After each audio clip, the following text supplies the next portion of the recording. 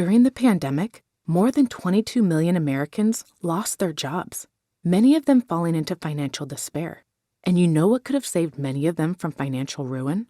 Living below their means.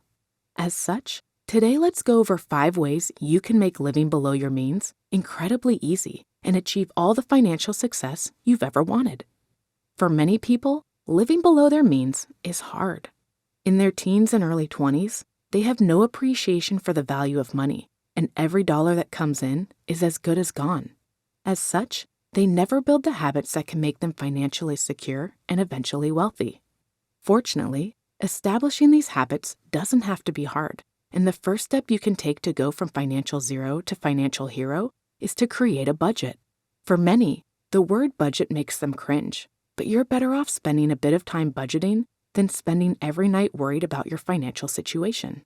Most people like to take the path of least resistance in everything they do, and it's no different when making a budget. If you research what types of budgets you can make, you'll notice that there are tons to choose from. You can use the cash envelope system, zero-based budgeting, set up complicated apps and spreadsheets, and the like. However, you probably want a simple, lightweight budget, and this is where the 80-20 budget comes into play. With the 80-20 budget, you only need to know one thing: how much you make after tax. With this after-tax figure, you then multiply it by 80%, and that much money is allocated for spending every month. This includes spending on housing, clothes, food, and the like. Then the other 20% goes towards savings. So effectively what you're doing is you're creating a line item in your budget for saving rather than spending money every month, hoping that something is left at the end. If you think this is a budget you could see yourself using to improve your financial situation, gently tap that like button below and let me know. However, unfortunately, it's not enough to just set up a budget. In fact, a ton of people have next-level budgets, yet they still fail to save money every month. Why is that? Because they fail to track their spending. As the saying goes, if you ain't tracking, you ain't stacking. And fortunately, setting up a system for tracking how much you spend is easy and can turn around your financial life fast. All you have to do is set up an empty budget template in your phone, and every time you shop online, go to the store, or have money deducted from your bank account, log it in your phone. You're already on your phone all the time anyways, so you'd may as well stay on your phone a bit longer and use it to track where your money is going.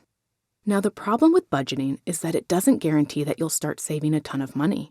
The real progress starts when you get serious about making bigger financial changes in your life, and one of the ways to do this is to focus on your larger expenses. For most people, 70% of their monthly income goes towards one of 3 things: housing, transportation, and food. According to the Bureau of Labor Statistics, the average American household spends $1,800 on housing, $600 on groceries and restaurants, and $800 on transportation. That's $3,200 for just 3 expenses. And while many will see this as the main hindrance in their ability to save money, it's actually not as bad as you think. Here's why. Your largest expenses offer you the greatest opportunity for savings. For instance, if you spend $50 a month on coffee, the most you can save if you cut them out is $50. However, with larger expenses, the more you normally spend, theoretically, the more money you can save. For instance, I'd argue that most people could easily cut both their grocery and transportation costs down by a few $100s a month by eating out less and modifying how they get around. For instance, many people spend upwards of $1,000 a month on car expenses when the average American bus pass costs just $67 a month. Now, taking the bus is a drag, but this is a savings hack that is criminally underutilized. When it comes to housing, most people overlook what options they really have. There are the obvious ones like downsizing your home or renting a cheaper place, all the way down to negotiating expenses, whether that's with a creditor or your landlord. This is all to say that you have the most to gain when it comes to savings by honing in on your expenses that eat away at your wallet the most. Now, even with your big 3 expenses optimized, your money could still be at risk of being overspent.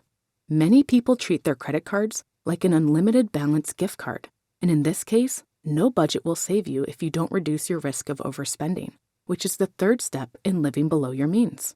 Some people are vehemently against credit cards, However, many people have the capability to be responsible with their money and as such can handle having a credit card.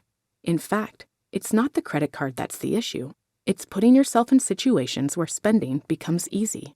For instance, if you spend enough time on Amazon, at the mall, or on social media, you're bound to start spending money.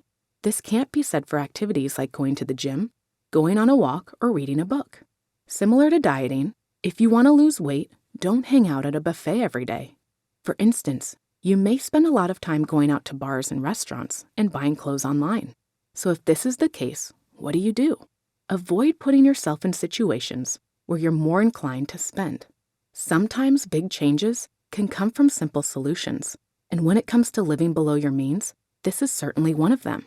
However, the one problem removing spending temptation from your life is that no one can be 100% compliant all of the time.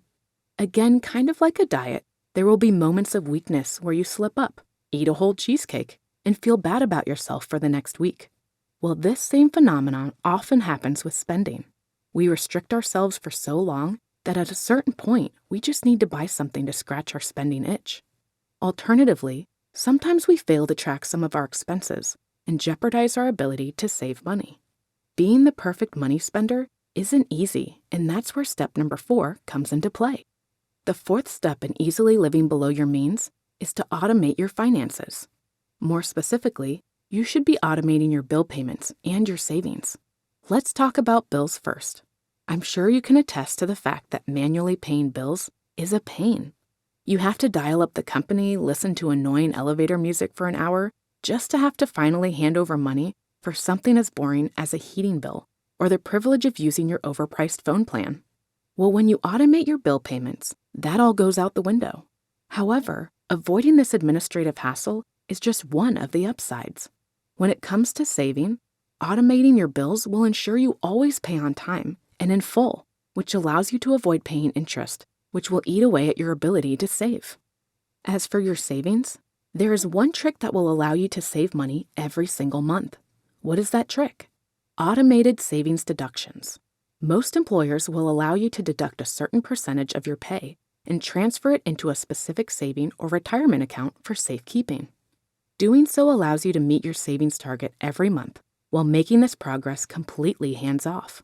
In fact, I share a lot of neat little money management tricks on this channel, so if you haven't already, make sure you hit the subscribe button below. I really appreciate it. Now, with the tactics I've shared so far, most people, yourself included, should easily be able to live below your means. However, for those who really want to get ahead, there's one final piece that you must have in place, and that final element relates to your income. You see, nothing makes living below your means easier than making more money. As you'd imagine, it's much easier to live below your means when you're making $100,000 a month than if you're only making $1,000. Sadly, no one teaches us how to make money aside from getting a job, and with how stagnant wages are these days, most jobs won't be your ticket to financial abundance. This is why the final step in living below your means is to learn to earn outside your 9-to-5 job.